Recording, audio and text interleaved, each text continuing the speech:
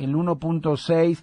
En mayo fue la inflación en el ámbito de Cava y el índice oficial porteño marca una desaceleración con respecto al 2.3 por ciento de abril, ¿verdad? ¿Qué panoramas ves? Bueno, efectivamente para el IPC nacional estoy estimando una inflación mensual para el mes de mayo del 1,9%. Hay de hecho algunas consultoras que están dando una estimación por debajo, inclusive cercana al 1,7%, y esto responde a, en primer lugar, la sobrereacción de precios que hemos registrado en el mes de abril, fruto, digamos, de este cambio en el esquema cambiario que generó ajustes preventivos a las expectativas de inflación. Obviamente esto no fue convalidado por la demanda y tuvieron que corregir los precios hacia la baja.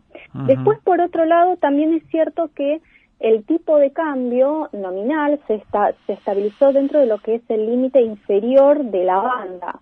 Entonces, eso generó, obviamente, que una mayor estabilidad y una reducción de las expectativas devaluatorias que, bueno, justamente favoreció lo que es la reducción de precios de algunos rubros como equipamientos para el hogar, manufacturas, combustibles.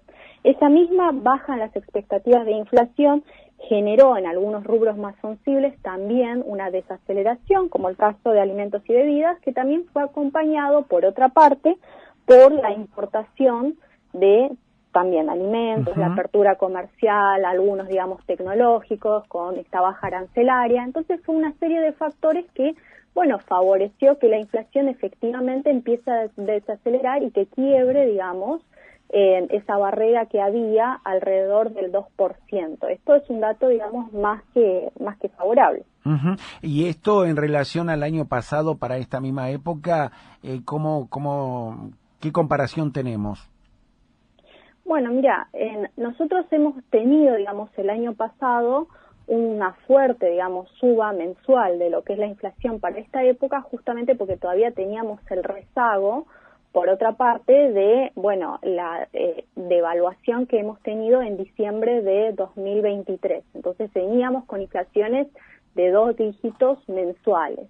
Entonces, en ese sentido, digamos, hemos como el gobierno propio, primero porque hubo una política monetaria muy restrictiva. Esto que he mencionado anteriormente, la demanda no convalidó la suba, digamos, de precios que se había iniciado en abril, justamente responde porque hay menor liquidez en la economía, es decir, hay menos pesos circulantes, porque es una decisión del Banco Central actual de la Argentina defender lo que es el valor de la moneda local. Entonces saca pesos de circulación, esa escasez de pesos hace que justamente, bueno, se presionen, digamos, a la baja lo que son los precios. Y por otra parte también hay una corrección de precios relativos, fundamentalmente, bueno, por el mismo programa de estabilización del gobierno que justamente genera que, bueno, algunos precios empiecen a corregir paulatinamente a lo que es la baja en comparación con otros, y algunos inclusive, por ejemplo, el caso muy particular del combustible,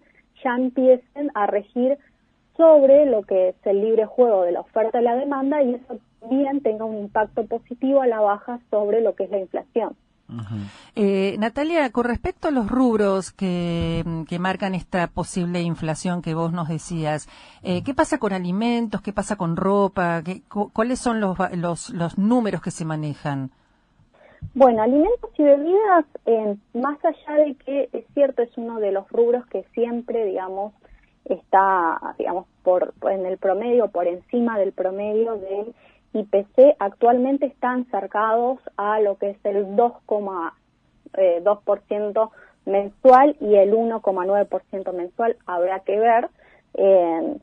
Y lo que es, digamos, rubros de indumentaria están marcando una baja ya desde marzo de este año, también por esta apertura que tuviste en comercial. Hay una mayor, digamos, competencia y eso hace justamente caer los precios de este rubro. Igualmente, particularmente están marcando una alza mensual de alrededor del 2,3%. Son rubros que todavía son los más, digamos, claro, que pesan, digamos, sobre el IPC, pero paulatinamente ves una desaceleración bastante importante en los últimos meses.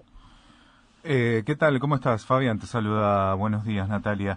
No es el motivo de la llamada, pero yo me atrevo a preguntarte. ¿Tienen una proyección anualizada para este ejercicio, este año de inflación?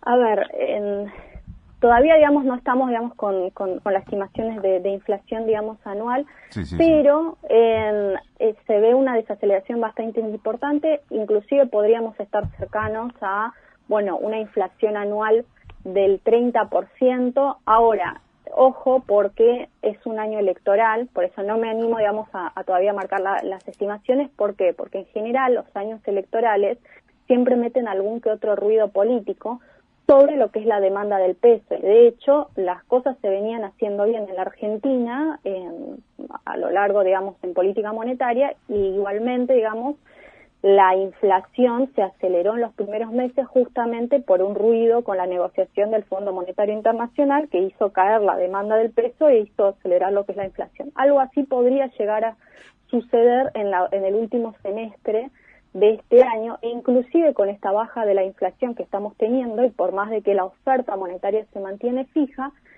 eso no se traduciría necesariamente en una baja de lo que es la inflación otra vez, porque justamente puede llegar a presionar algo que nos cierre a los mercados, genere una crisis de confianza y eso haga acelerar lo que es la inflación. Entonces, bueno, podríamos llegar a estar en una inflación del 30%, pero podría superar y podríamos estar cerca de una inflación anual de inclusive el 40%, que inclusive, digo, son números bajos en relación a lo que nosotros veníamos viendo en años anteriores y el contexto que había recibido el actual gobierno. Natalia Motil, muchas gracias por tu análisis. Un abrazo enorme de nuestra parte. Gracias por el tiempo. Gracias a ustedes. Un beso enorme.